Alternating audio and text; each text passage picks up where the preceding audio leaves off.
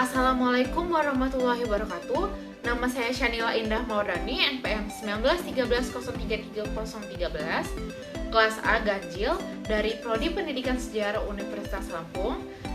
Saya membuat tugas sebagai salah satu tugas dari mata kuliah Teori dan Metodologi Penelitian Sejarah dengan dosen pengampu Bapak Hendy Susanto SSMPung dan Bapak Sumargono SPD MPD.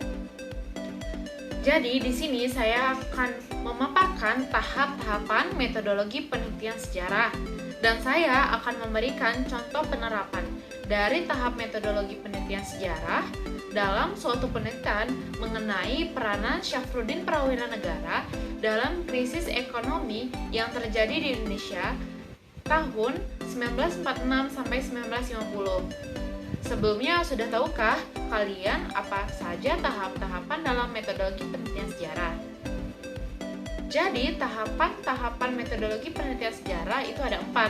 Yang pertama ada heuristik, yang kedua ada kritik atau verifikatif, yang ketiga ada interpretasi, dan yang keempat historiografi. Baik, di sini tahap pertama yaitu tahap heuristik. Heuristik adalah pengumpulan sumber yang dilakukan oleh peneliti dengan mengumpulkan sumber tertulis ataupun lisan dengan contoh seperti buku, dokumen, atau wawancara yang dilakukan dengan narasumber yang berkaitan dengan topik penelitian ataupun permasalahan yang akan dipecahkan. Adapun pada tahap heuristik ini penerapannya dalam topik yang dibahas tentang peranan Syafruddin Prawira-Negara dalam krisis ekonomi yang terjadi di Indonesia pada tahun 1946 sampai 1950, yaitu pengumpulan sumber dengan berupa sumber jurnal, buku, ataupun arsip nasional. Salah satunya yaitu jurnal yang berjudul tentang peran politik Syafruddin Prawira-Negara tahun 1945 sampai 1961, karya dari Cecilia Dea Afifah Wulandari, ataupun jurnal yang berjudul tentang peranan suku bunga Bank Indonesia sebagai instrumen utama kebijakan moneter di Indonesia, perspektif ekonomi Islam ala Syafruddin Prawira-Negara, karya dari Taufan Aldiansyah dan Jamal Abdul Aziz. Ataupun sumber primer berupa buku yang berjudul tentang Syafruddin Prawira-Negara lebih takut kepada Allah Subhanahu wa Ta'ala, karya Ajib Rosidin.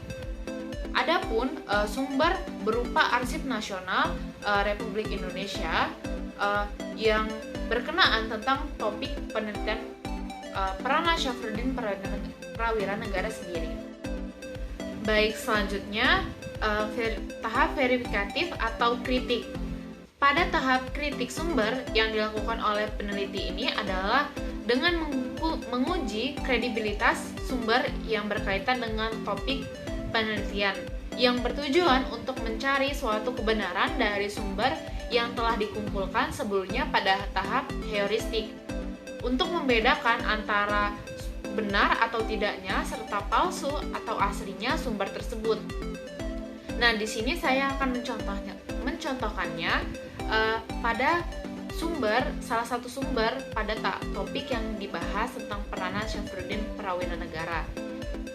Kita dapat melakukan kritik kepada buku yang berjudul tentang Bung Hatta, Demokrasi Sejati, Pemimpin Bangsa yang Saya Hormati, karya dari Syafruddin Prawira-Negara.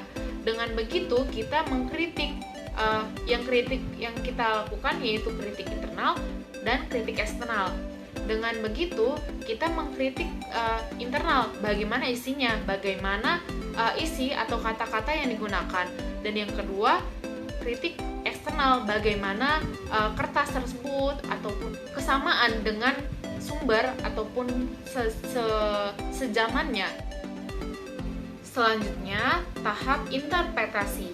Tahap ini dilakukan peneliti adalah dengan guna melakukan penafsiran terhadap sumber yang berkaitan dengan peranan Syafruddin Prawira-Negara dalam krisis ekonomi yang terjadi di Indonesia tahun 1946 sampai 1950. Yang dimana sumber tersebut yang telah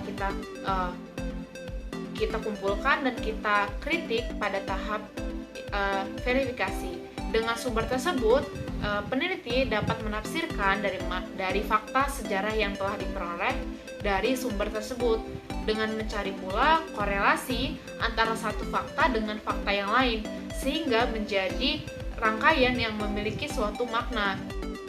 Selanjutnya yaitu pada tahap terakhir, yaitu historiografi. Historiografi adalah tahap terakhir sejarawan dalam melakukan penelitian ataupun dalam melaksanakan suatu metodologi. Historiografi adalah hasil akhir yang menghasilkan sintesis dari keseluruhan penelitian dan penemuan. Pada suatu penulisan yang utuh, historiografi atau pada langkah ini adalah menulis sejarah dalam bentuk tulisan guna menyampaikan hasil dari penelitian berbentuk cerita sejarah. Dalam penerapannya dalam penelitian yang mengenai tentang peranan Syafruddin Prawira Negara dalam krisis ekonomi yang terjadi di Indonesia pada tahun 1946 sampai 1950, peneliti melakukan historiografi atau penulisan sejarah dengan metode penulisan karya ilmiah. Sekian pemaparan dari saya. Mohon maaf apabila ada kesalahan. Kepada Allah saya mohon ampun. Terima kasih. Wassalamualaikum warahmatullahi wabarakatuh.